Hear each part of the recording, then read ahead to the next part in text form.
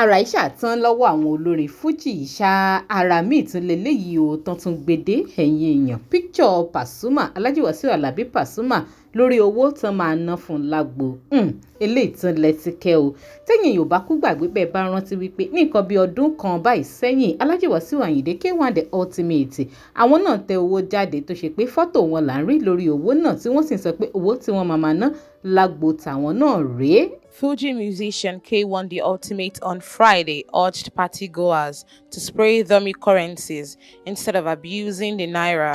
Ó lẹ́tíkẹ́ ó lágbára ṣùgbọ́n ṣá ẹ̀yin èèyàn ṣé ká sọ pé competition míì ló tún bẹ̀rẹ̀ báyìí lágbolé Fuji competition ká tún máa tẹ picture ara ẹni sórí owó eléyìí lẹ́tíkẹ́. Kódà oríṣiríṣi question làwọn èèyàn sì ń jù sí comment section fídíò pé ìlú wo gan ni wọ́n ti fẹ́ ná owó yìí ǹjọ́ ṣeé ṣe kán rí iná lórílẹ̀‐èdè Nàìjíríà kéèyàn lè fi ra ta kó lè fi ra lọ́bọ́sà lọ́jà àbí ẹ̀yin èèyàn ibo gan náà ti fẹ́ náwó ètò kọjá àgbo eré Fuji kálukú eléyìí lágbára ọgbẹ̀ni tán ẹ̀yin èèyàn má gbàgbé láti máa bá mi follow DIGINAIJA online tv lórí Facebook ẹ rí link tó máa gbé yín tààrà lórí Facebook page wa lábẹ́ fọ́nrán yìí lórí YouTube ẹ máa bá mi subscribe ẹ máa like kẹ́ ẹ dẹ̀ máa share fídíò yìí ẹ jẹ́ àkọ́kọ́ wo fọ́nrán yìí ká wo owó tán ná lágbo eré Pasuma ẹ̀yin èèyàn kẹ́dẹ̀ máa bá mi fèrò tìyín sí comment ká tó lọ wo nǹkan táwọn èèyàn sọ ní comment section.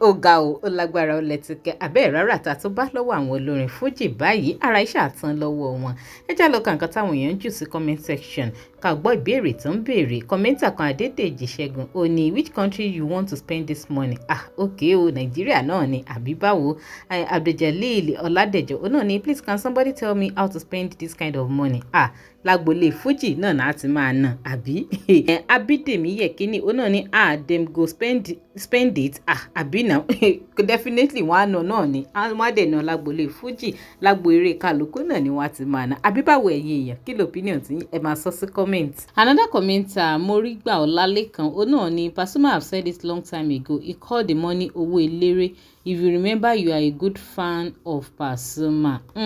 Okay o wọ́n ní tipẹ́tipẹ́ ní Paso ti sọ pé owó agbo eléré ni it is well.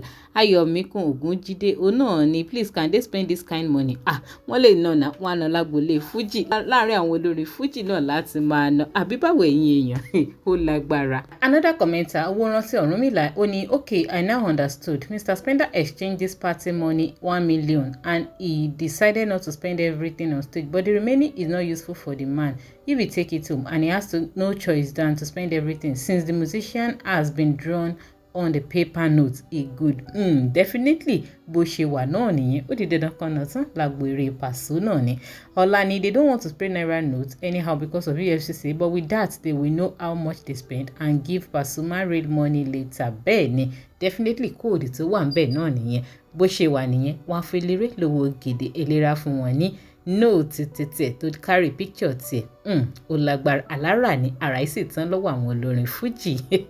Rufus Adelani òun náà ní where will he spend it agboolé Fuji náà ní ṣẹ́rí pé a lot of people ló ń béèrè pé bó náà ti fẹ́ náwó irú owó yìí ṣe ná ní any place ní Nàìjíríà ni àbí. Adéṣọlá Ajíbóyè náà ní please which currency is this can somebody tell me please. Pasuma currency ni ó lágbára. Adédòkun Afeez Ọlárẹ̀wájú náà ní please tell me what happened here did I not see well.